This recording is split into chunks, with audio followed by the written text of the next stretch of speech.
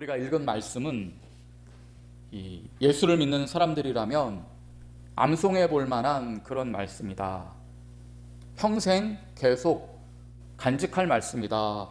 보석 같은 말씀이다. 그런 생각이 듭니다. 물론 하나님의 모든 말씀이 다 귀합니다. 그 귀한 말씀 중에서도 어떤 말씀은 고난 중에 더욱 빛을 발하는 말씀이 있죠. 그래서 그 말씀을 고난 중에 읽으면 참 마음에 힘이 솟는 그런 말씀이 있습니다. 우울할 때 위로를 삼을 만한 그런 말씀도 있어서 그런 말씀을 읽을 때는 참 마음에 위로가 찾아오기도 합니다. 때로는 교만해져서 우쭐할 때에 일부러 찾아볼 만한 그런 말씀이 있습니다. 그런 말씀을 읽으면 정신을 바짝 차리게 되고 겸손의 자리를 되찾을 수도 있습니다. 하지만 오늘 말씀은 그렇게 특별한 경우에 보는 말씀이라기보다는 늘 삶의 기준으로 삼아야 할 말씀이다. 또 늘 소망을 필요로 할 때에 살펴볼 그런 말씀이다. 그런 말씀을 드리고 싶습니다. 우선 오늘 말씀은 우리를 가리켜 오직 너 하나님의 사람아 이렇게 부르고 있습니다. 너는 하나님의 사람이다. 그렇게 우리를 부르시는 것입니다. 기독교 가정에서 태어난 아이들에게 요즘에는 하람이라는 이름을 많이들 지어줍니다. 그 하람이라는 이름이 오늘 본문에서 유래되었다고 봅니다. 아기의 부모는 자녀가 하나님의 사람이 되기를 바라는 그런 소망을 담아서 자식을 하람이라고 이름을 지어주는 것입니다. 그렇기 때문에 오늘 본문은 우리를 하나님께서 하람아라고 부르시는 말씀으로 보시면 은혜가 되실 것입니다. 하나님의 사람으로 우리가 살기를 바라는 우리 아버지 하나님의 이 간절한 부모의 심정으로 하나님의 사람아, 하람아 그렇게 부르시는 말씀인 것입니다. 주님께서 우리를 하나님의 사람이라고, 하람이라고, 당신의 자녀라고 부르셨기 때문에 오늘 저와 여러분이 이 자리까지 나온 줄을 믿습니다. 우리는 주님께서 이 거룩한 이름을 불러주시기 전까지는 마치 험한 이름을 갖고 태어나서 험악한 인생을 살아가는 저 조선 땅의 노비와 같은 그런 사람들이었다라고도 할 수 있습니다. 전에도 말씀드렸듯이 조선시대의 노비들은 그 주인이 험악한 이름을 지어주었습니다. 똥이라는 이름도 있었고 썩을 놈이라는 이름도 있었고 심지어 시체라는 이름을 지어주기도 했다고 합니다. 그런 이름만 가졌다면 그나마 괜찮을 텐데 그들의 삶도 이름처럼 험했습니다. 길가의 똥처럼 대우받지 못하는 삶을 살았고 썩은 내 나는 죽은 자의 인생과 같이 그런 험악한 인생을 그들이 살았습니다. 그런데 여러분, 하나님을 믿기 전에 우리들의 삶도 영적인 면으로 볼 때는 그와 다르지 않습니다. 죄악의 노예였기 때문에 우리의 삶도 한다는 일마다 쓸데없는 일밖에는 하지 못했고 영적인 가치로 따질 때는 배설물과 같이 무가치한 삶을 살았고 그렇기 때문에 죽어서 썩은 내가 진동하는 그런 죽은 자의 삶을 살았다고 할 수 있습니다. 그럼에도 하나님의 사람이 되지 못하면 그러한 썩은 내 나는 죽은 자의 삶을 영적으로 살면서도 그것이 죄인 줄을 깨닫지 못합니다. 아무리 죄라고 말해도 깨닫지 못하면 내가 왜 죄인이냐고 오히려 반문합니다. 예수님께서는 그런 사람들 중에 대표적인 인물로 바리새인을 가리켜 회칠한 무덤이라고 하셨습니다. 그 본질은 무덤이라는 것입니다. 시체와 같은 영적으로 죽어있는 사람들에게도 하얀 횟가루를 치덕치덕 발라내어서 겉으로만 그럴듯한 살아있는 사람처럼 보였다. 주님은 말씀하십니다. 바리새인들은 이 세상에 조금이라도 사랑을 거하는 자들이 아니었습니다. 오히려 감자 상자에 우연히 들어간 썩은 감자 한 톨처럼 얼마 못 가서 주변의 감자들을 다 썩게 만드는 그런 것처럼 이 바리새인들 때문에 수많은 사람들이 종교적으로만 경건의 모양을 갖추고 내면은 완전히 썩어버리는 그런 악영향을 끼쳤습니다. 우리는 그들보다 더 못한 존재입니다. 왜 그렇습니까? 예수를 알기 전에 바리새인들은 그나마 경건의 모양이라도 갖추고 있었지만은 우리는 그것조차 갖추지 못하고 좌와 우를 구별하지 못하고 하나님의 이름도 부르지 못하던 그런 이방인 중에 이방인이었기 때문입니다. 그런 우리들을 주님께서 오늘 뭐라고 부르십니까? 하나님의 사람이다. 그렇게 부르신 것입니다. 당신의 자녀라고 부르신 것입니다.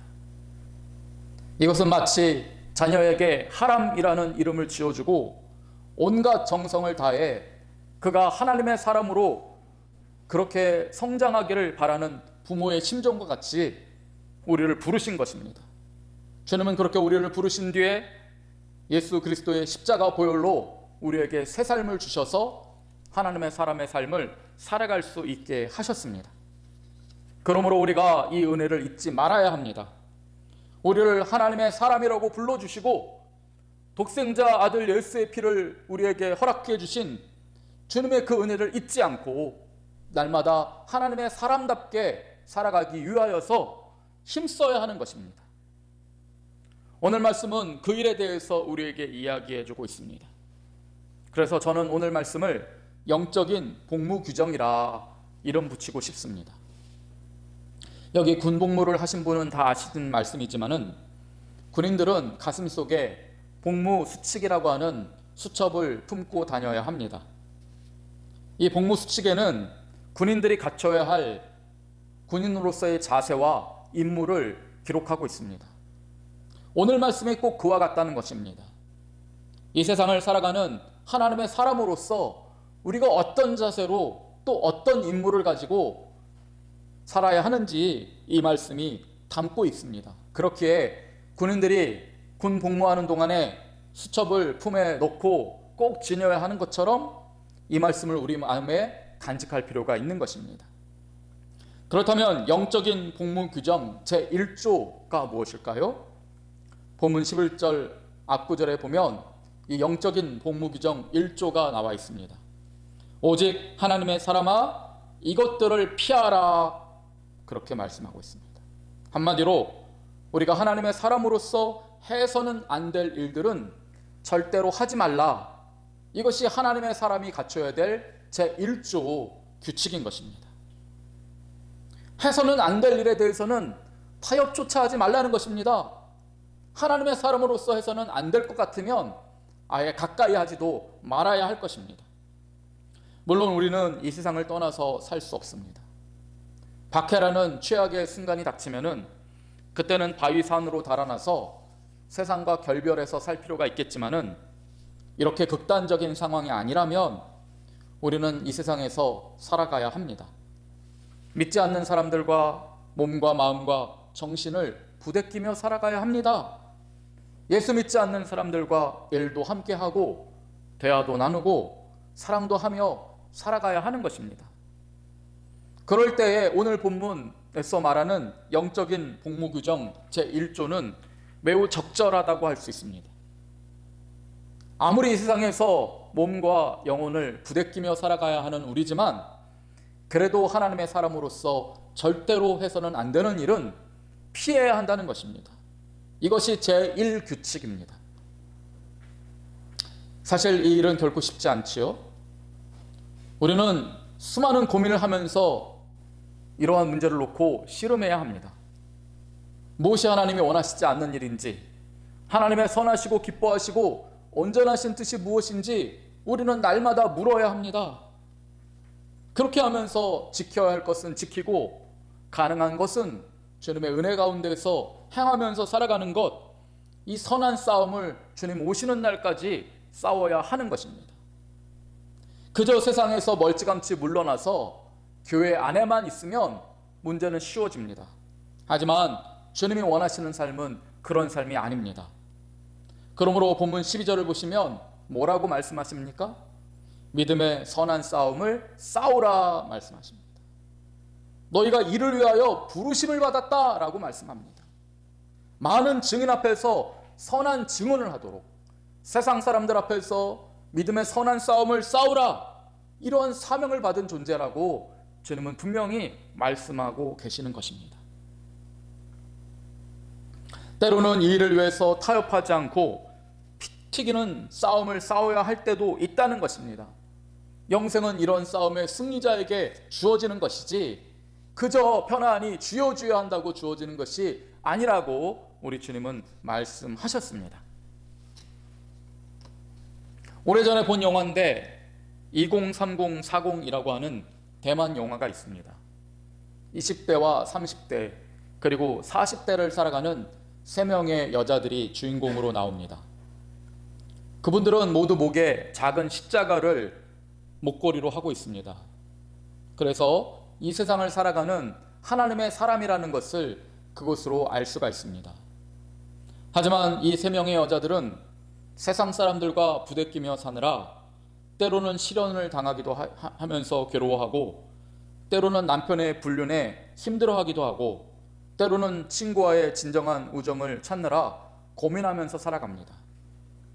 여러분, 그와 같은 삶이 오늘 이 세상을 살아가는 하나님 사람의 현주소라는 것입니다. 그냥 살아가는 것이 아닙니다. 치열하게 고민하고 때로는 영적 전투를 하면서 영생을 취하는 것입니다. 살아계신 하나님을 드러내는 증인의 삶을 살아가는 것입니다. 영화를 보시면 그 3명의 여주인공 중에 한 사람이 어려운 시기에 우정을 쌓던 그 동성 친구가 어느 날 동성애를 제안하는 소리를 듣게 됩니다. 어떻게 해야 합니까? 고민에 빠지게 됩니다. 너무나 좋아하던 친구가 세상 사람이기에 동성애를 하자고 제안하자 고민에 빠지는 그런 내용이 나옵니다. 이 친구는 세상 사람들이 요즘 어떤지를 보여줍니다. 세상 사람들은 친구의 우정도 동성애라는 죄로 만들고자 하는 죄악된 욕망이 있다는 것을 이 영화를 통해서 볼 수 있습니다. 그런 것을 보면 여자가 우정을 맺는 일도, 여자와 여자가 진정한 우정을 맺는 일도 이 음란하고 어두운 세상에서는 자연스레 되어지는 일이 아니라는 것을 알 수 있습니다. 그런 때에 하나님의 사람은 어떻게 해야 합니까? 영적 복무 규정 제1조를 기억하십시오. 오늘 말씀이 뭐라고 하십니까? 이것들을 피하라 말씀하십니다. 거룩한 선을 지키라는 것입니다. 죄악의 발을 내밀지 말라고 하시는 것입니다. 우리 예수님도 이 세상에 오셔서 사람들과 부대끼며 사셨습니다. 우리 주님도 이 세상의 가치관과 욕망의 유혹과 시험 앞에서 고민하셨고 치열한 영적 전투를 벌이셨다라고 성경은 기록합니다. 하지만 주님은 이 유혹과 시험 가운데에서 통곡과 눈물의 기도로 이 모든 시험을 이기셨다라고 성경은 증언합니다. 그렇기 때문에 이 세상에서 수많은 유혹과 시험 앞에서 치열하게 고민하고 또 기도하면서 영적 전투를 벌여야 하는 우리가 주님을 모범으로 따라갈 수 있는 것입니다. 그뿐입니까? 우리 주님은 당신의 자녀들이 하나님 나라의 백성 되는 일을 절대로 포기하지 않으셨습니다. 본문 13절에 성경은 다음과 같이 기록합니다. 만물을 살게 하신 하나님 앞과 본디오 빌라도를 향하여 선한 증언을 하신 그리스도 예수 앞에서 내가 너를 명한다 말씀합니다. 빌라도는 체포되어 오신 예수님을 죽일 권세와 놓아줄 권세를 가지고 있는 그런 권력자였습니다. 그 권력자 앞에 유대인들 중에 대제사장 둘과 장로들이 예수님을 체포해서 붙잡아 왔습니다. 그리고 뭐라고 고소합니까? 예수가 유대인들의 왕 노릇을 했다는 것입니다. 유대인의 왕이라고 하는 이 예수를 가만둬서는 안 된다는 것입니다. 우리들의 왕은 로마의 황제밖에 없으니 예수는 반역죄를 저질렀다. 그러므로 반역죄를 잡아주기는 십자가에 내어주어서 죽여야만 한다. 이렇게 고발한 것입니다. 그때 빌라도가 조사해보니 예수님은 아무런 죄가 없었습니다. 그래서 빌라도는 예수님께 아주 달콤한 제안을 합니다. 유대인의 왕이라고 했던 그 말을 취소하라는 것입니다. 그 말 한마디만 하면 바로 그 자리에서 놓아주겠다라고 빌라도는 제안한 것입니다. 그때 예수님이 뭐라고 하셨는지 마태복음 27장은 다음과 같이 기록하고 있습니다. 예수께서 빌라도 앞에 섰을 때 총독이 묻기를 네가 유대인의 왕이냐? 그때 예수께서 대답하시되 너의 말이 옳도다 하시고, 대제사장들과 장로들이 이 말로 고발하되 아무 대답도 아니하시는지라 성경은 그렇게 말씀합니다. 성도 여러분, 예수는 우리 왕이 아니라 라고 말하는 이 대제사장들과 장로들은 도대체 누구입니까? 그들은 하나님께서 당신의 백성으로 선택하신 자들이었습니다. 주님께서는 이 유대인들을 먼저 구원의 자리로 이끌어 주셨습니다. 하나님의 사람이 되기 원하셨습니다. 그들 중에서도 가장 거룩하다는 사람들이 이 대제사장들과 장로들이 아닙니까? 그런 사람들이 자신들의 진정한 왕이신 예수를 버린 것입니다. 세상의 왕인 황제를 선택하고 진짜 왕인 예수는 십자가에 매달아 죽여달라고 한 사람들이 바로 이들이었습니다. 이런 악한 자들에게 어떻게 해야 되겠습니까? 저 같으면 너희가 내 백성 되기를 거부해? 좋아, 그러면 나도 너희를 버리겠다. 심판은 너희들이 알아서 해라. 아마 그렇게 말했을 것입니다. 그런데 주님은 어떻게 하셨다고요? 이 악한 자들은 그들의 진정한 왕이신 예수님을 버렸지만 예수님은 그들의 왕 되심을 포기하지 않으셨다는 것입니다. 그들을 용서하시고 구원받을 기회를 주셨다는 것입니다. 그들의 왕이 되셔서 영원한 하나님 나라의 백성이 되는 그 기회를 다시 한번 주시기로 결정하셨다는 것입니다. 그리고 그 일을 위해서 십자가에서 당신의 생명을 내어주신 것입니다. 성도 여러분, 오늘 본문은 그 일을 가리켜서 우리에게 말씀하는 것입니다. 주님께서 우리의 왕 되시는 것을 포기하지 않으시고 십자가에서 당신의 생명을 내어주시기까지 했으니 하나님의 사람인 우리도 포기해서는 안 된다는 것입니다. 이 세상에서 아무리 크나큰 유혹이 우리를 유혹한다고 할지라도, 이 세상에서 아무리 큰 고난이 우리를 시험한다고 할지라도 하나님의 사람인 우리가 그 믿음을 포기해서는 안 된다는 것입니다. 왜 그렇습니까? 주님도 우리의 왕 되심을 포기하지 않으셨기 때문입니다. 그 악한 자라도 주님께서 포기하지 않으셨기 때문에 우리도 그래서는 안 된다는 것입니다. 그래서 본문 14절은 다음과 같이 말씀합니다. 우리 주 예수 그리스도께서 나타나실 때까지 흠도 없고 책망받을 것도 없이 이 명령을 지키라. 하나님의 사람으로서 살아가는 이 삶을 지키라는 것입니다. 성도 여러분, 이 삶이야말로 우리 인생의 의미입니다. 우리가 인생을 살아가는 목적인 것입니다. 이 믿음을 지키고 살아갈 때 주님 다시 오시는 날 우리는 그에 따른 충분한 보상을 받게 될 것입니다. 그러므로 본문 15절 이하를 보시면 바울은 주님 다시 오시는 그날을 간절히 소망하면서 다음과 같이 믿음의 고백을 하고 있습니다. 기약이 이르면 하나님이 그의 나타나심을 보이시리니 하나님은 복되시고 유일하신 주권자이시며 만왕의 왕이시며 만주의 주시요 오직 그에게만 죽지 아니함이 있고 가까이 가지 못할 빛에 거하시고 어떤 사람도 보지 못하였고 또 볼 수 없는 이시니 그에게 존귀와 영원한 권능을 돌릴지어다. 아멘. 그렇습니다. 성도 여러분, 우리는 바울의 이 고백처럼 주님이 다시 오시는 그날에 대한 소망을 품고 오늘을 살아가는 자들입니다. 주님께서는 다시 오실 것입니다. 그리고 당신의 백성들, 믿음을 지킨 사람들, 하나님의 사람으로서 살아가기를 포기하지 않는 저와 여러분을 권능으로 존귀로 통치하실 것입니다. 그날을 바라보며 하나님의 사람으로 살아가는 자들이 바로 저와 여러분인 것입니다. 이 소망을 가지고 살기에 우리는 날마다 치열하게 고민하고 선한 싸움을 싸워야 합니다.